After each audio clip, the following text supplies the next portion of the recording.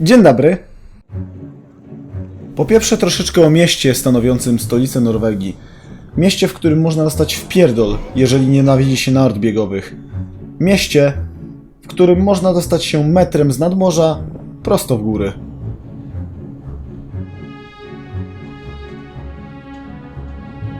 Do Oslo można dotrzeć z 2 lotnisk. Skupimy się na tym drugim, bo i tak nie sądzę, że masz zbyt wysokie mniemanie o sobie, skoro odpaliłeś ten filmik.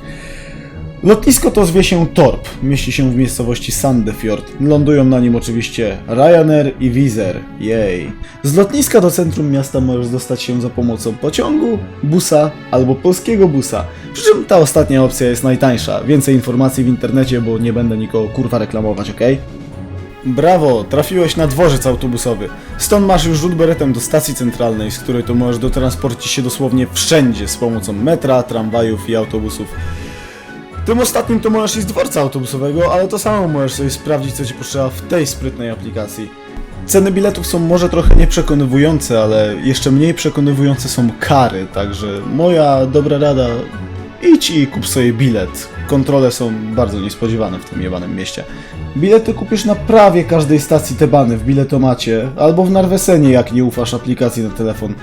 Ten żabkopodobny twór znajdziesz praktycznie wszędzie, a duża część z nich jest otwarta nawet w niedzielę. Tak, sklepy nie działają w norweskie niedziele. I będąc przy sklepach, to jest całkiem kurwa drogo. Zaufaj mi. Odwiedzając Oslo na kilka dni, radziłbym szukać produktów. Kurwa, nie umiem mówić. Radziłbym szukać produktów z First Price w Kiwi albo Meny. A skorośmy już przy kasie, to nie bierz ze sobą gotówki, pierdol te wszystkie kantory, weź ze sobą kartę płatniczą, tutaj wszędzie zapłacisz kartą, nie ma w zasadzie miejsca, w którym nie zapłacisz kartą. Okej, czas najwyższy na pierdolonto o samym Oslo. Załóżmy, że jesteś na stacji centralnej. Jeżeli jesteś kolejnym tendencyjnym turystą, to możesz sobie pierdolnąć fociaszka z tygrysem, najbardziej fotografowanym właściwie obiektem w całym jebanym mieście. Jeżeli nie, to obok masz główny deptak w Oslo, Karl Johans gate, albo operę. Zacznę o tej pierwszej, bo tam, bardzo blisko stacji, możesz sobie iść do kibla i załatwić sobie potrzeby całkowicie za darmo. Po wejściu na dach tego architektonicznego wysrywu zobaczysz nowe Muzeum Munka, które jest jeszcze w trakcie budowy, także tam kurwa cierpliwości troszeczkę. Dajmy im to w końcu dobrze zabezpieczyć. Dalej mamy Zatokę oraz twierdzę Akershus. Dodatkowo między tymi przyjemnościami znajdziemy Skilice, tylko ja do tej pory nie wiem, czy ona leży, czy ona kłamie. Wspomnę tylko, że jeśli jesteś leniwym kutasem, albo zwyczajnie nie masz czasu na chodzenie po całym mieście, to możesz wypożyczyć sobie rower miejski, bicycle. Kosztuje on 50 koron za dzień, albo możesz sobie zamiast tego ściągnąć odpowiednią apkę i co jakiś czas ruszać się hulajnogami, jak cała reszta palantów, którzy wjeżdżają ludziom pod nogi nieustannie. Na podobnej zasadzie do rowerów miejskich działają samochody. W sumie też samochody miejskie. Niedawno puścili jakieś 250 sztuk na ulicę. Dobra, idziemy teraz na Karl Johans gate. Jest to deptak, który doprowadzi cię spod stacji centralnej pod sam Dom Króla. Tak zupełnie swoją drogą warto nadmienić, że tutaj się nie zwraca za bardzo uwagi na czerwone światła. Zwróć uwagę, czy nic nie jedzie i zapierdalaj śmiało przed siebie.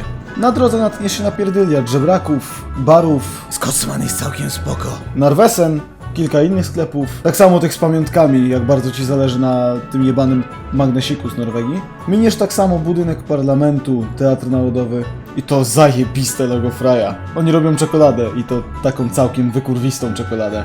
No i na samym końcu masz swój pałac, otoczony przez całkiem duży park. Ode Króla całkiem blisko do bardziej imprezowej okolicy Oslo, albo nad wybrzeże.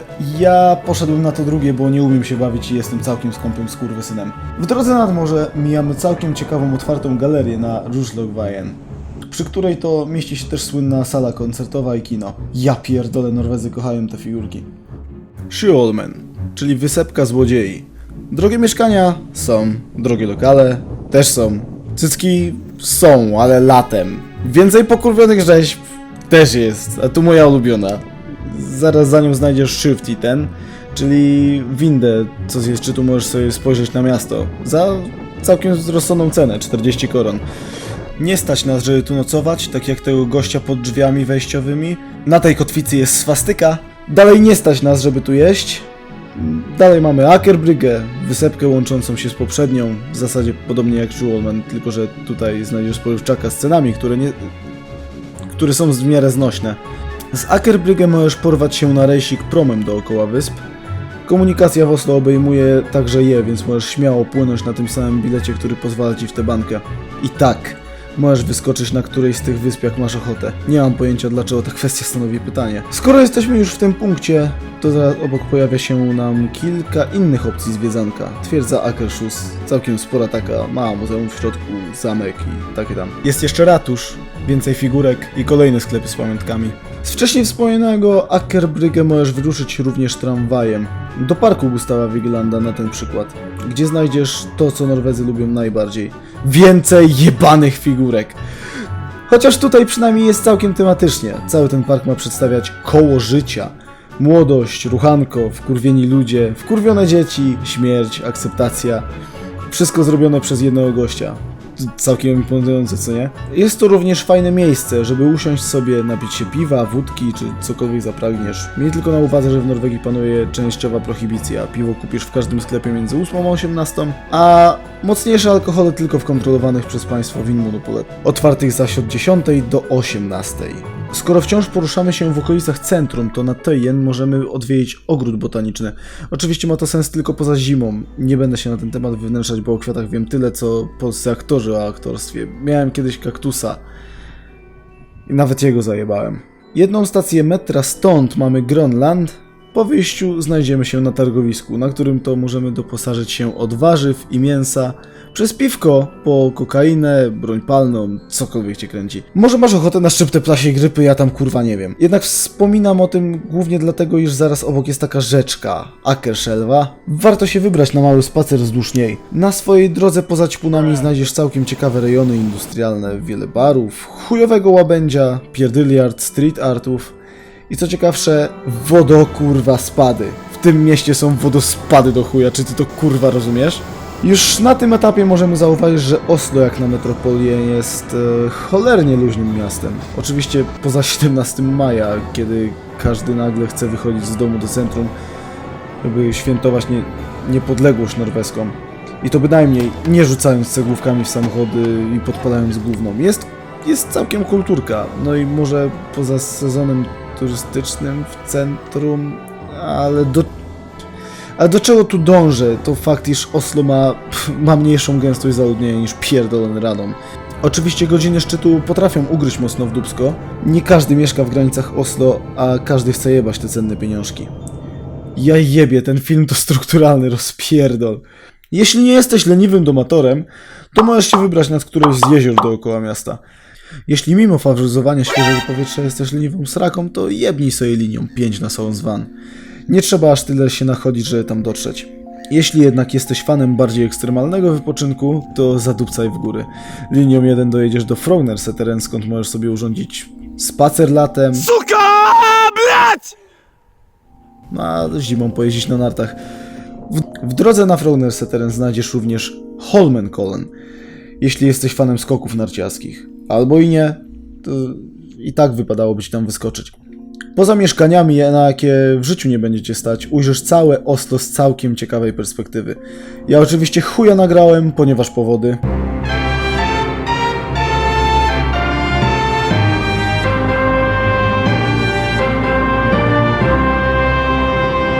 A po krótkim marszu w górę, który ledwo pokonują chińscy turyści, ujrzysz właściwą skocznię narciarską.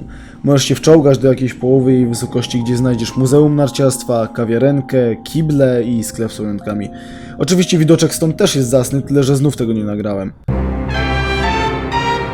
Dobra. Półwysep Big Day. Dojazd autobusem numer 30. Czy też linii 30. Nie, ważne. Ewentualnie promem. Jednak ten nie podlega pod komunikację miejską Oslo i jakieś kpiące pieniądze kosztuje. Wyspa znana jest głównie z mieszczących się na niej muzei. Znajdziesz tutaj jakiś wikingowy statek, muzeum żeglugi, wyprawy Kon-Tiki oraz moje ulubione, zdecydowanie moje ulubione. Muzeum Kultury Norweskiej. Wielkie miejsce i definitywnie warte ceny biletu. Przynajmniej moim zdaniem. Na półwyspie całkowicie za darmo, jednak możesz walnąć sobie spacer na plażę, postawić swój parawan patriotyzmu Nie rób tego w sumie. Zamiast tego wybierz się na plażę nudystów, pooglądać męskie dupy. Jest jeszcze jedno miejsce moim zdaniem warte uwagi. Park na Ekeberg. Nie jestem do końca pewien, co na myśli mieli autorzy prac, które można tu znaleźć. No, może rozumiem, ale nie wiem po co i dlaczego i czemu ta pierdolona lampa ze mną gada, dlaczego ta klientka idzie w moją stronę, a jednak nie idzie, bo stoi w miejscu, bo jest rzeźbą. Co stanowi istotę tego czegoś? Nic nie rozumiem. Nieistotne. Co istotne, to to, że warto to miejsce odwiedzić choćby dla samego widoku. Jest całkiem zielono to i piknik można w lepszy dzień sobie rozłożyć. Znalazłoby się pewnie jeszcze więcej rzeczy do opisania w tym mieście, jednak chyba wolałbym utrzymać ten film w możliwie krótkich ramach czasowych. Samo życie w Oslo jest spokojne. Jak to oczywiście w Norwegii, ułatwiają to zdecydowanie względy finansowe. Jednak dla mnie osobiście ten spokój zamienił się w monotonię po pewnym czasie. Oczywiście nie chcę cię zniechęcać, o nie. Weź też pod uwagę, że Oslo to tylko miasto i nie powinniśmy na jego przykładzie oceniać całej reszty Norwegii, w której to reszcie okazji żyć nie miałem. Moją 2-letnią przygodę z tym miastem mimo wszystko uważam za wartą zachodu. Daj znać w komentarzu, czy interesuje cię coś więcej w tematyce tego miasta. Póki wciąż tutaj jestem, to łatwiej mi skonstruować jakiś rozsądny materiał na ten temat. Jednak nie spodziewaj się, że zbyt szybko cokolwiek sklecę. Póki co, dziękuję ci za obejrzenie tego barachła do końca. Możesz se tam zasubskrybować, jak ci się chce, albo ci się nie chce. W sumie to nie wiem, nie zależy mi. Ja i tak pewnie coś tutaj dodam później, bo w sumie to całkiem podoba mi się to montowanie. Nie umiem mówić za bardzo, ale to kto by na to zwracał uwagę.